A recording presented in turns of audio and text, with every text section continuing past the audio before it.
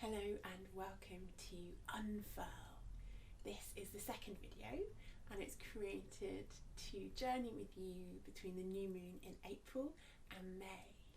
And I'm feeling super excited because this is a time of big seasonal shifts. I feel like everything is quite gentle so far coming out of winter, and certainly here in the south of England there can be a lot of backwards and forwards feelings. Like, we've had some really warm days, and then today it tried to snow. But in this moon that really starts to settle, and I can feel the beautiful momentum of spring even though the weather is fluctuating, and it feels like that momentum is really going to start to take over during this moon, which is super exciting.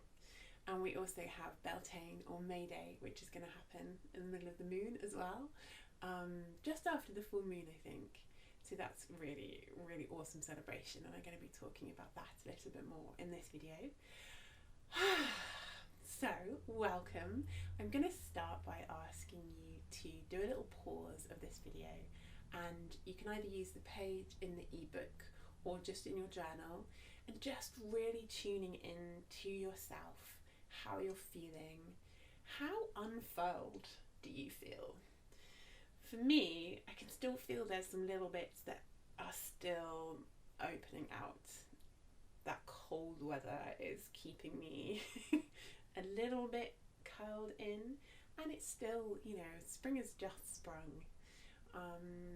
So that's a little invitation to reflect on any changes you've noticed in the rest of the natural world, maybe your garden or wherever you go walking or out of your window, and reflect on how it's feeling in here as well, in that inner landscape. So yeah, just hit pause and I'll see you on the other side of a bit of reflecting.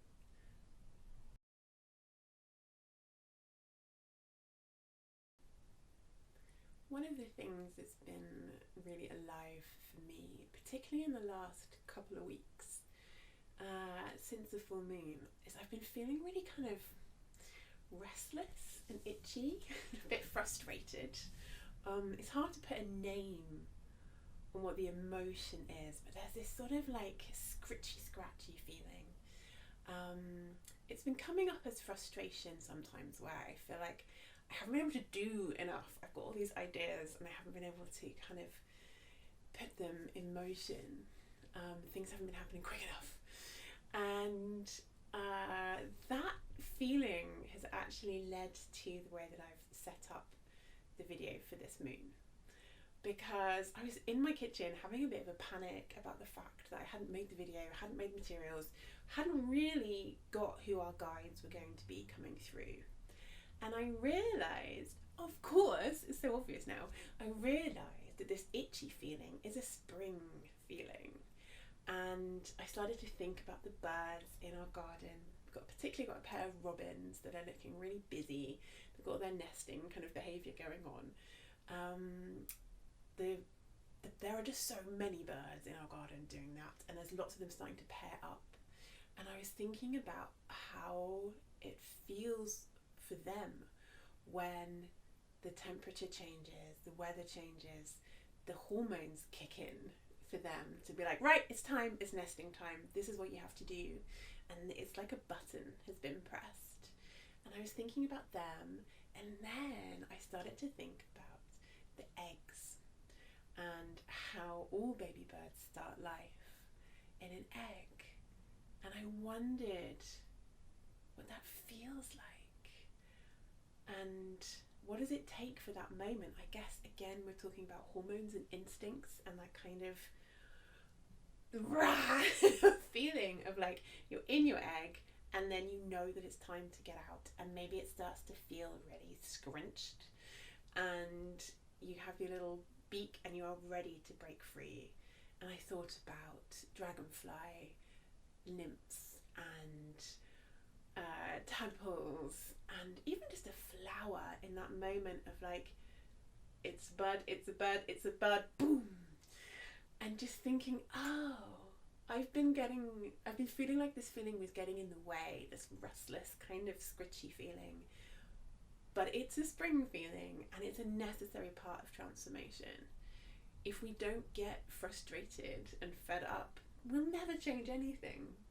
If we're just happy and content, then that's cool, right? We just stay in that place, and that's fine if you're happy and content. But it's when those itches and kind of stretchy, restless, elasticy feelings show up that we know that it's time for something to shift. So I was so excited when I flipped that mindset switch on that one. I was like, oh, I'm feeling spring. That's what I'm picking up on, and it's okay. And that's what I can talk about, and that's what I can share. So we're going to do it a little bit differently this moon. We're working with 3 guides, and our first guide is the egg, particularly talking about birds' eggs. But rather than one species, we're honing in on just the concept of an egg. And I'm doing this, but obviously they can be they could be this big, they could be this big. So the invitation for that one really is to tune into any birds that you feel connected with. It could be birds that are near you. It could be a kind of a soul bird that you have that connection with. Or you can stay at the more general level as we just kind of connect with the concept of an egg and the amazing processes that are associated with it.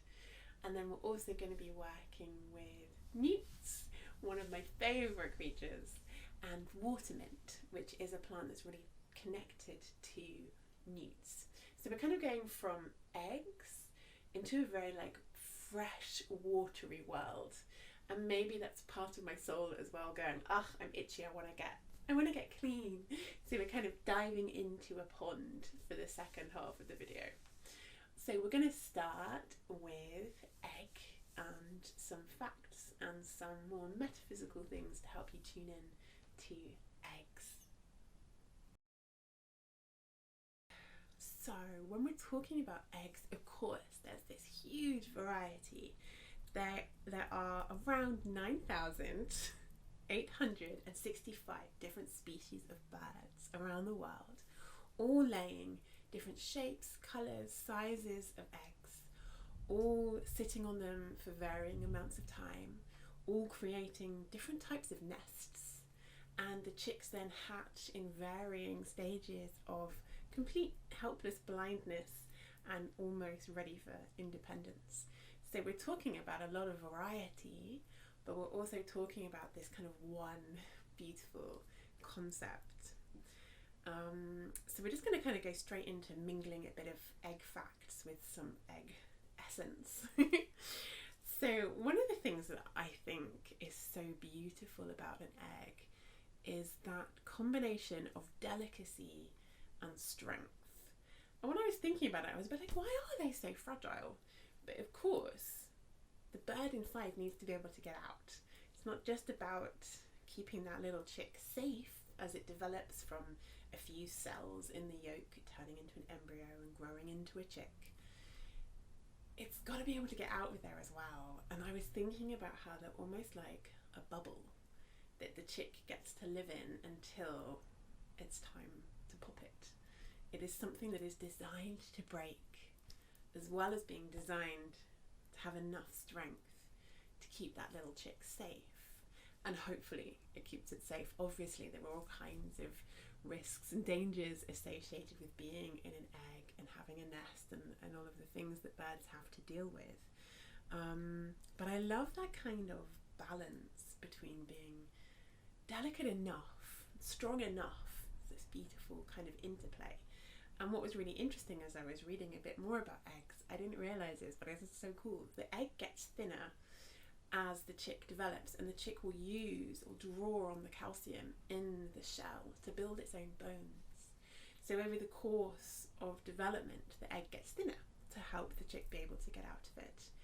And scientists have found that it's actually easier to break an egg from the inside. It's designed to be smashed out of rather than smashed into. And when you think about an egg, that they're kind of very smooth, but they have that slight bumpiness too, don't they? And they're porous, they're drawing oxygen in, which is amazing. So they're not only delicate, they're kind of semi-permeable oxygen is able to get in there for the chick. So yeah, that's why it kind of feels like this bubble is quite a nice kind of comparison. It's temporary.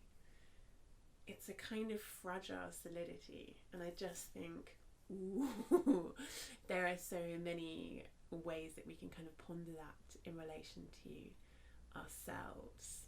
And the bubbles that we create around our own energy, around our relationships, what you allow in and out. And it also feels connected to me around the idea of having thick skin, like how sensitive you are, how easy it is for someone to break you or to hurt you. How, in terms of, I guess that's more about sort of like how triggered you are by the world, how resilient your nervous system is, and whether that's something that you could work on, whether the invitation from egg for you might be related to that. And with all of these things, it's about, as I speak and as you read through the ebook, it's kind of about finding the wisdom that's in there for you. There will be a particular bit that maybe it will make you go with a bit of a goosebump feeling when you go, oh, that's the one.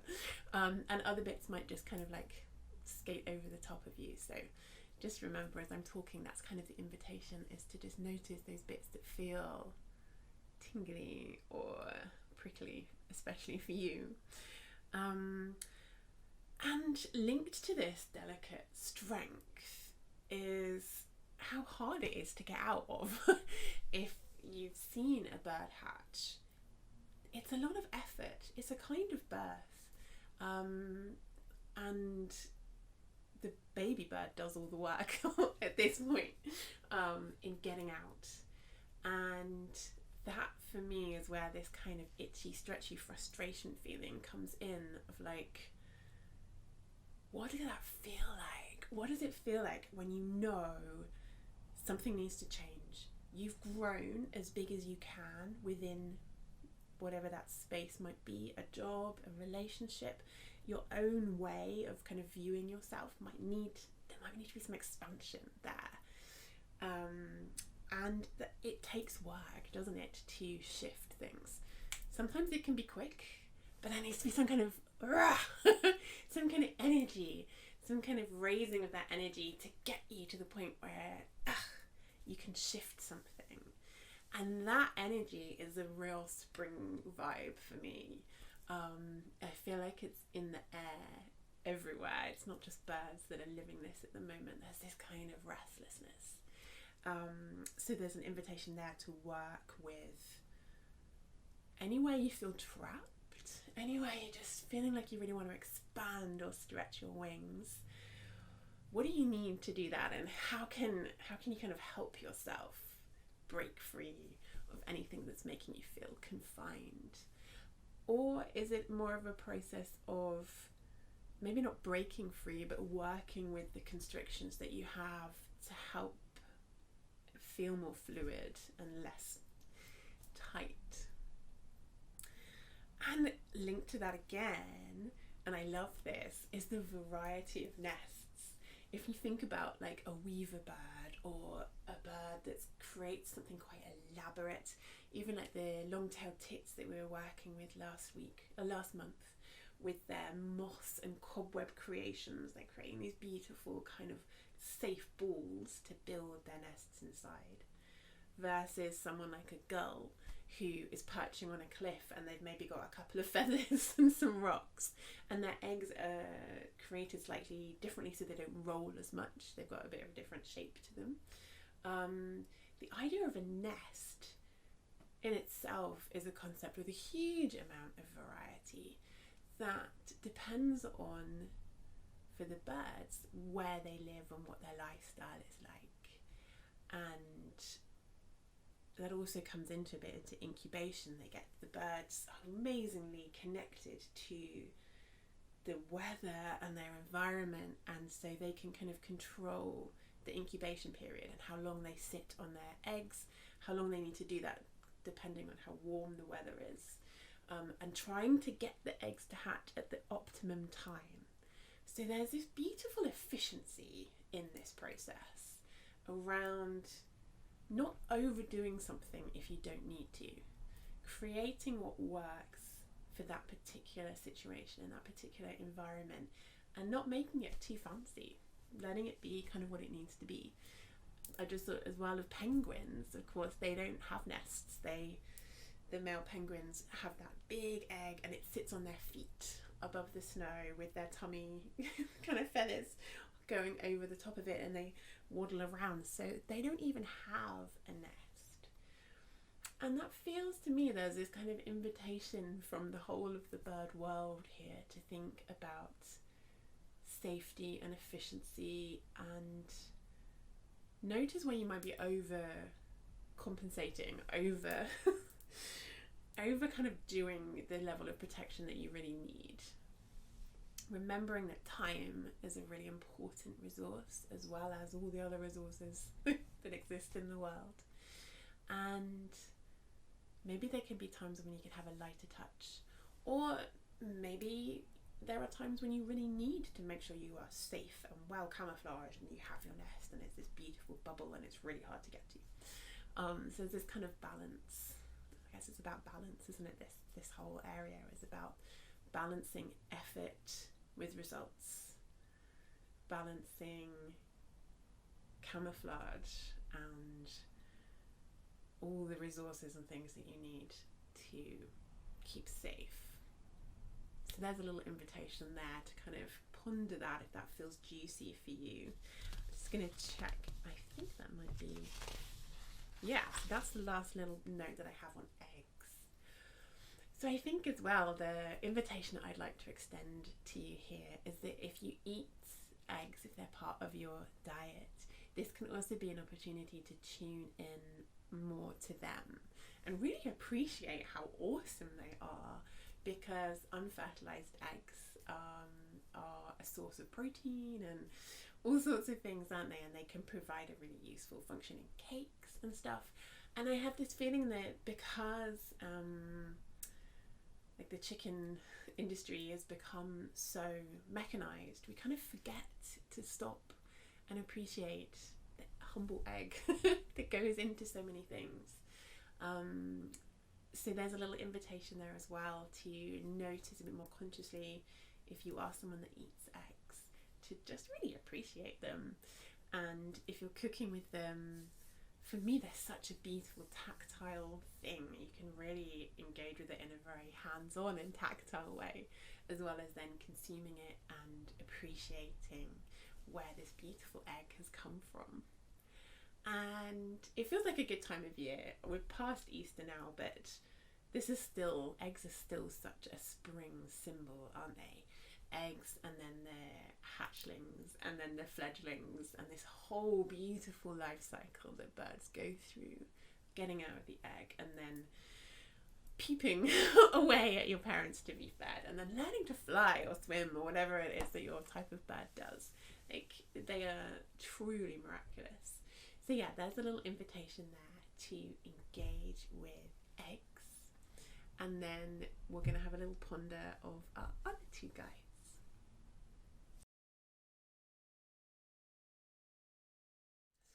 For our next two guides, we're going to be heading into the water. So ponds are one of the most amazing habitats.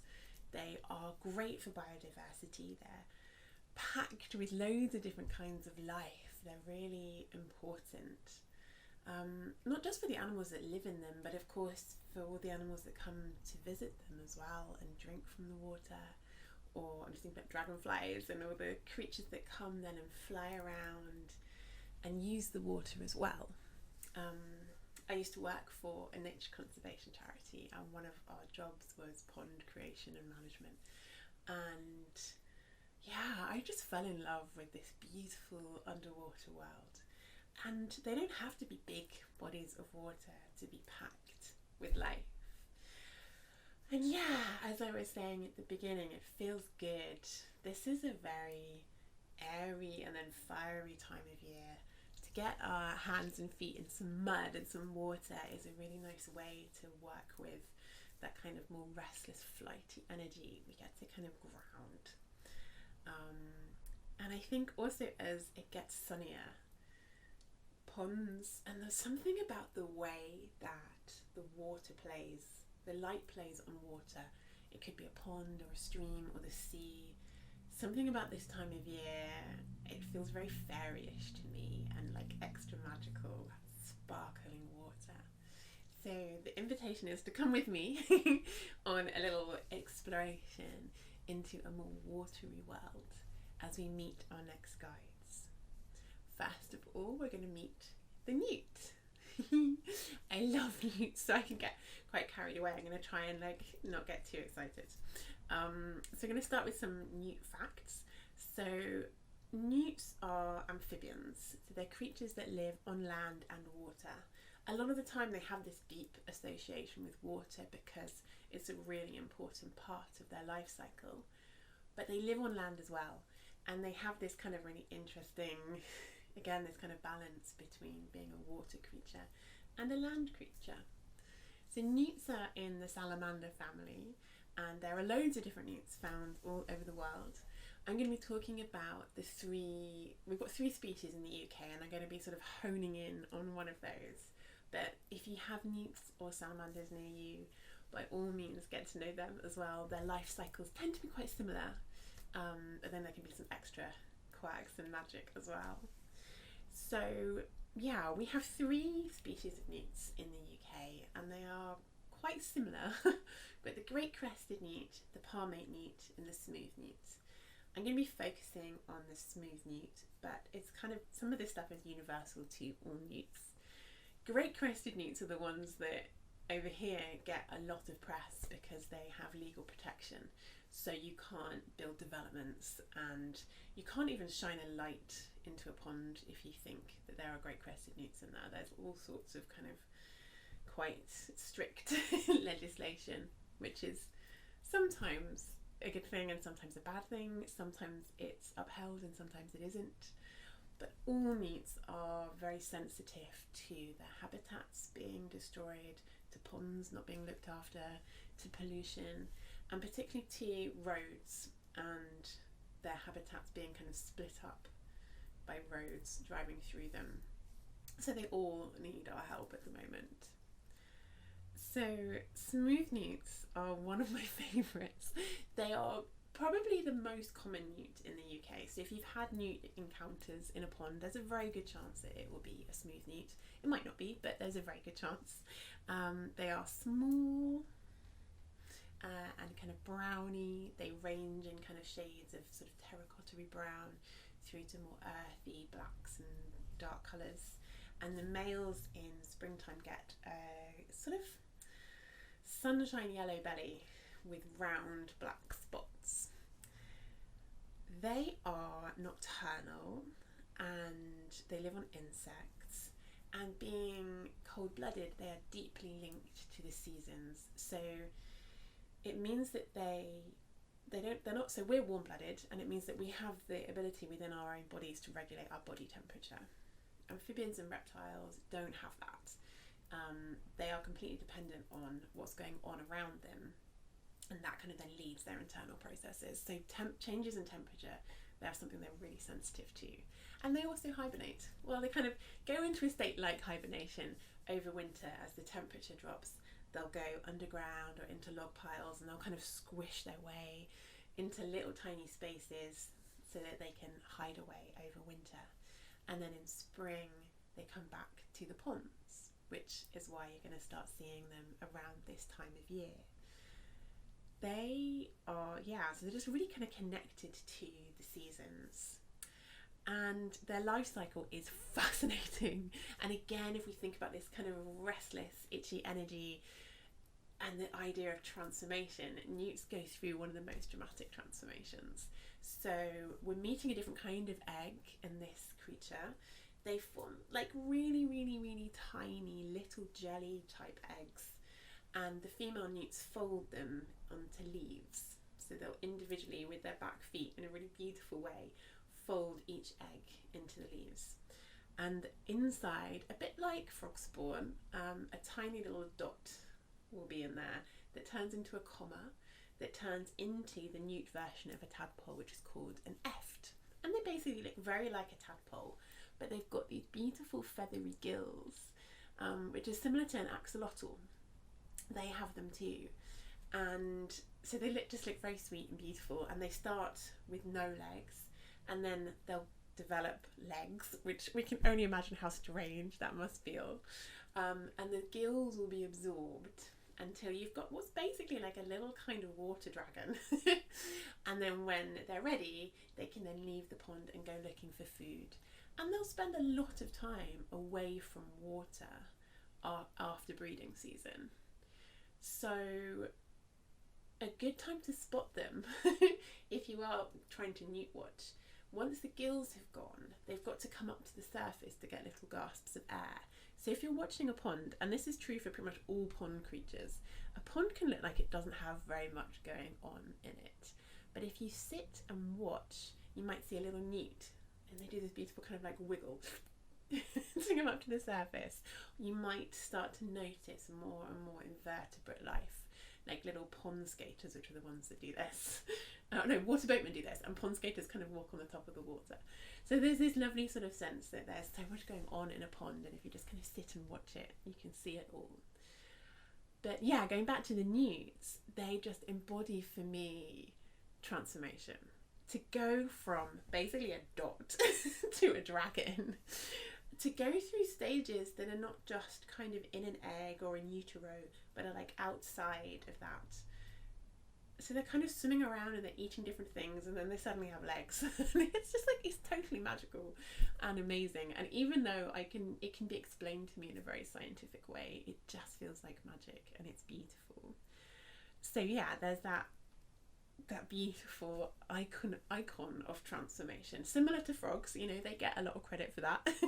Newts have this process going on for them too. And another thing that's really beautiful in breeding season, so around now, the males get quite dramatic colouring. So they'll get darker black spots. On the back of their body, they'll get this kind of really lovely, like wavy crest. And like I said, their tummies go brighter yellow. And they use this fabulous new outfit for dancing. They waft pheromones towards the female newts in the pond with their tail. So there's this kind of, and I guess this is happening for a lot of other creatures as well, isn't it? There's this sort of showing off energy to this time of year. There's that kind of breeding season thing of your colours get a bit brighter. You get a bit, you know, you might get some fancier feathers if you're a bird. You get a brighter tummy if you're a male newt.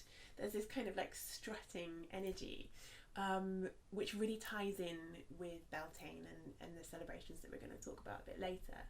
And I guess that's also this restless energy that's in the air, as this kind of courting, showing off energy, which is just really sexy and awesome. And so yeah, I love that newts kind of encourage us to dance, to show off, to brighten up your colours. I just think that's really awesome. And the main thing I think that I love about amphibians is that they sort of have confounded natural historians a little bit, because they don't fit in one box. When people get really into classifying animals, and when the really early people who did that got into it, they liked things to be in a box. So you're a land animal or you're a water animal. And then amphibians come along and it's like, ugh, okay, well, can you just pick one? And they don't, they live in both. And like I said, they are surprisingly terrestrial. We think of them as very wet, but they also can live on land, and do for a long time. And the ponds are very much about breeding and feeding, but they're not going to be in there all the time. And that's, I guess, why we associate them so much with spring as well, because this is the time of year when it's going to be easiest to spot them. And it's when a lot of ecologists do newt surveys and things, because they are around and they are a lot easier to see than when they're off under a log somewhere looking for bugs or hibernating.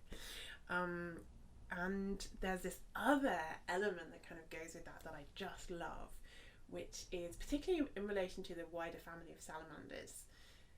Salamanders are associated in mythology with fire, which is kind of surprising for a wet creature, but they were thought that salamanders were made in fire, or that they could live within fire. And we think it's because if you build a pile of logs, quite often newts will come and live in it. And then when you set fire to it, the newts will run away, or the salamanders will leave. So the connection then was made between newts and fire, when maybe it's more that they were running away from the fire. But again, it gives them this kind of duality. They're a fiery creature and a watery creature. They're an earthy creature and a watery creature. And I just love that. I think for me and the associations of this time of year, that speaks to me of a kind of have your cake and eat it vibe. Don't let people put you in a box. If there's a choice, is there a choice where you get to have both? I just feel like that's a really beautiful kind of question for this expansive, sexy time of year. And particularly, like, even with the expression, have your cake and eat it, of course you should eat the cake. That's what cake is for. So there's this kind of like, this more abundant kind of feeling. You get to have both. You get to have it all, which I just really love. And I feel very grateful to newts and all amphibians for bringing us that wisdom. It's the 1st of April today, and we've come to my dad's garden pond to do a little newt survey. The pond's been here, I think, for about 25 years.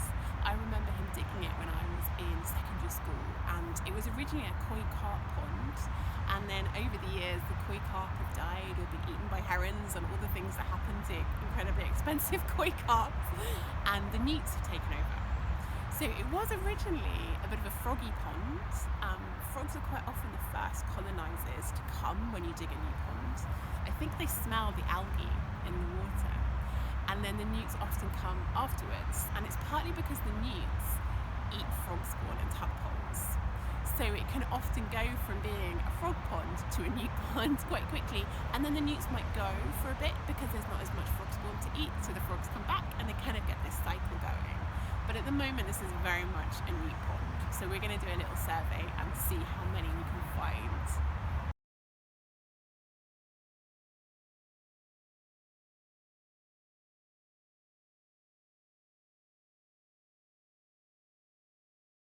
No chin spots. No Please. chin spots. I catch two that have both red feet. Okay, I'll add them to the list. What do you think of the newts, Tris? They're really nice. What do you like about them? Is this they're so adorable? Do they remind you of anything? They just remind me of dinosaurs, basically. So the results are in of the newt survey. We found 25 newts. We found 11 male palmates, 2 female palmates, 2 female smooth newts, 7 female palmates, including 1 gravid female who was really quite chunky and pregnant, so we were super careful with her, and 4 male smooth newts. And this is a pond where I know there aren't any great crested newts. So we've got 3 species of newts in the UK, and the great crested ones are the ones that you need a licence if you're going to do any surveying, including just like shining a torch in the pond at night time, which is one of the survey techniques that people use. So we just did a bit of pond dipping, and we found 25 different newts, really in only half of the pond, which is about 3 metres by 1 metre. So I'm hoping they're going to have a really good year this year. The weather is predicted to get a bit colder now, so it's going to be interesting to see how that goes for them. They are cold-blooded, so they're massively affected by the outside temperature.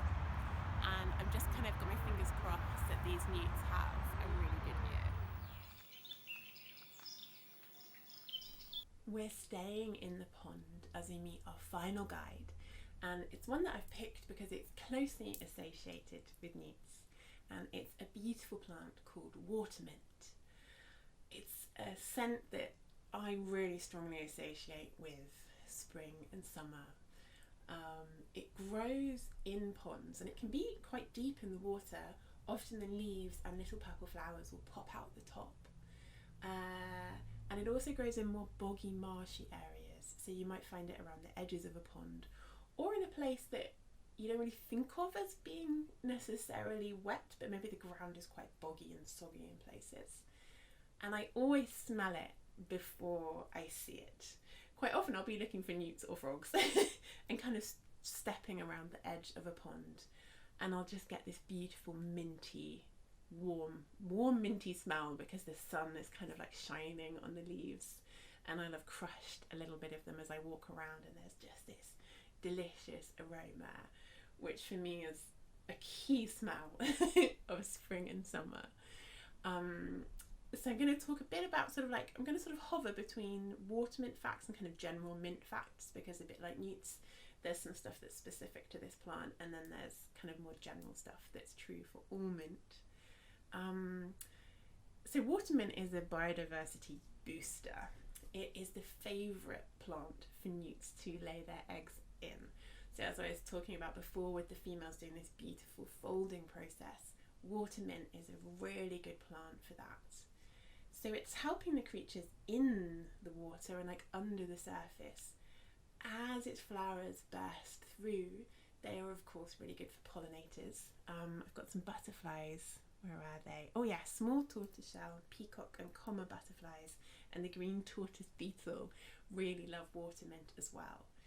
So this lovely plant gives so much. It provides homes for tiny newts, it's giving its pollen, and it's just a really beautiful plant to have in a pond because of that. As well as, like all mint plants, have this beautiful aroma that's very, I feel like everyone knows what mint smells like because it's in toothpaste, isn't it? But it's a clean, fresh smell. It's very kind of a cool smell, and mint as a herb has cooling properties and can help digestion.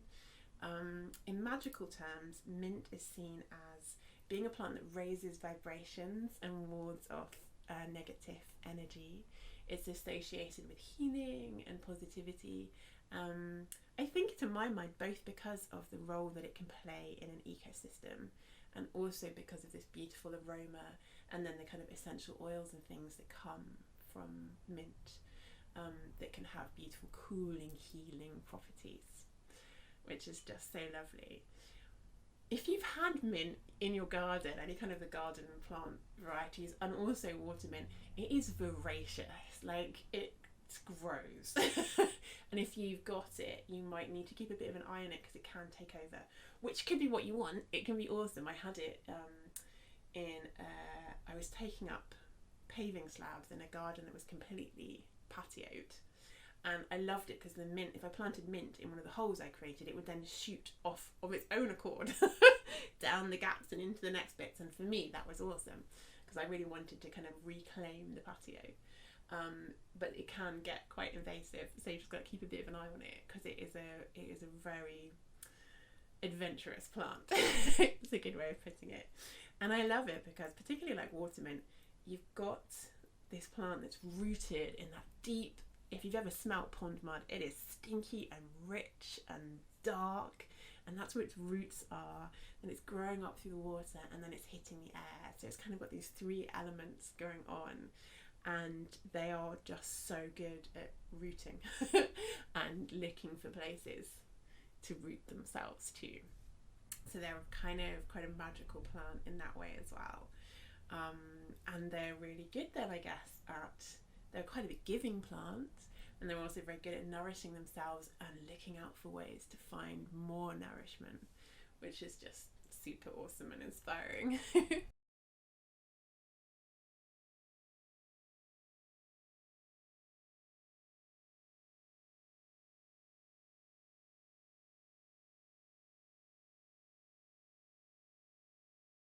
I wanted to come into storytelling mode for this last little piece around mint. Shadow's out. Thank you. Where are you? Here we go. Shadow's come to join me outside for a little story about mint. And I love this because it's connected to one of my favourite goddesses. So I don't really work much with deities in my practice. I'm more of kind of a nature-based practitioner. But particularly over this winter and spring, I've been really connecting to Persephone. She's someone that I first read about, and it was a myth that just really caught my imagination when I was about 11. And I had this gorgeous book of kind of myths that had been retold for kids. And I was just hooked. So she's always been kind of on my periphery, and as someone who finds winter quite difficult she's a really interesting deity to engage with. So Persephone is an ancient Greek goddess, and she was the daughter of Zeus, who was king of the gods of Olympus, and Demeter, who was goddess of the harvest. There are a few different versions and twists on this tale, but in one of them, Hades, who is Zeus's brother and goddess of the underworld, he's not a goddess, Hades is god of the underworld, and he goes to Zeus, who's his brother, and he says, I've fallen in love with Persephone, your daughter. Can I marry her? And Zeus says, yeah, sure, of course. In different versions of the tale, he doesn't ask for Zeus's permission. In all versions, no one consults Persephone herself or Demeter. So one day, the beautiful Persephone is picking flowers in a meadow when the ground opens up underneath her, and she falls down to the underworld, and the ground closes above her as if nothing had happened, and she's just vanished off the face of the earth. And her mother Demeter is devastated, and in her grief, the harvest stops. All of the greenery and all of the things that she's responsible for fail. The leaves start falling from the trees, and everything becomes barren. And she searches for her daughter far and wide, and the goddess Hecate comes with her and brings torches to all the dark corners, and they cannot find her anywhere. Until finally, one of the gods who saw what happened tells Demeter, and she is furious, and she goes to Zeus and demands Persephone back. And Zeus says, yeah, sure. And I guess because of the state of the earth at this point, he's like, yeah, we probably should go get her back. So they go to the underworld to bring back Persephone. But if you eat food, underworld food, whilst you're in the underworld, you can't come back to the land of the living. And perhaps Persephone was tricked. Perhaps she was just really hungry, but she ate some pomegranate seeds. So a deal was struck that she would be allowed to go back to the land of the living, but only for part of the year. And for the rest of the year, she would stay in the underworld as Hades' queen. So this is a story that's connected to the seasons. As Persephone comes back to her mother, spring returns, and she has this period of time with Demeter where the leaves come back to the trees and the crops grow, and then she goes back into the underworld, and Demeter grieves her loss again, and the leaves fall back off the trees, and the earth kind of goes into that state of hibernation. In various kind of retellings, particularly like more modern ones, as we've become a more feminist society where it's not okay for people to just grab their wives and disappear, Persephone has become someone who then comes to love Hades. It kind of becomes a love story, that they have this beautiful relationship, and she really kind of steps into her role as queen of the underworld, and she appears in various other stories where people die or they come to rescue someone from the underworld. And there was a river that ran through the underworld in which dwelt a naiad, a river spirit, a water spirit called Mintha. Minthe, not quite sure how you say it. Mintha, go with Mintha. And there are various twists on this tale, but in some way Mintha was getting in between Hades and Persephone, and so Persephone turned her into a plant. It's a pretty standard Greek mythology thing. If you're feeling threatened as a goddess, you might turn your rival into a cow or a plant, and that is how we got mint. And mint became a sacred plant of Hades and is associated with Greek funeral rites, which makes sense because it's that kind of that cleansing, cleaning, cooling, beautiful, fragrant plant. It makes sense that it would be useful for funeral rites. And at the foot of Mount Mintha was a temple to the god Hades. So I kind of love how this beautiful plant is woven through this mythology and this way of understanding where a plant that's so magical and so useful has this kind of interesting origin story tied to one of my favourite goddesses, who generally wasn't a particularly vengeful person, but isn't characterised in that way, but obviously she was in this particular instance. So Persephone can be a really beautiful goddess to engage with at this time of year. She kind of disappears a bit, then she's off with Demeter during the rest of spring and summer, but in those transition phases and in winter, I really love connecting with her. It feels, particularly in winter, to know that there was someone who found her feet in the underworld, who became at home in the darkness. Excuse me. Yeah, I just really love that. It's beautiful. So yeah, that's the story of mint.